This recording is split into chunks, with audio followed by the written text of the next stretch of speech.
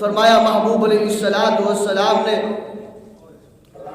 کہ جو شخص سوتے وقت دائیں کروٹ پر لیٹ کر 100 مرتبہ قل هو اللہ احد یہ سورت پڑھتا ہے تو قیامت کا دن ہوگا اللہ تعالیٰ اس سے فرمائے گا میرے بندے اپنے دائیں طرف سے جنت میں داخل ہو جا، میرے بندے اپنی دائیں طرف سے جنت کی طرف داخل ہو جا، یہ نعمتیں، یہ باغات، یہ سارا کچھ جو ہے وہ تیرے ہی لیے میں نے پیدا فرمایا ہے۔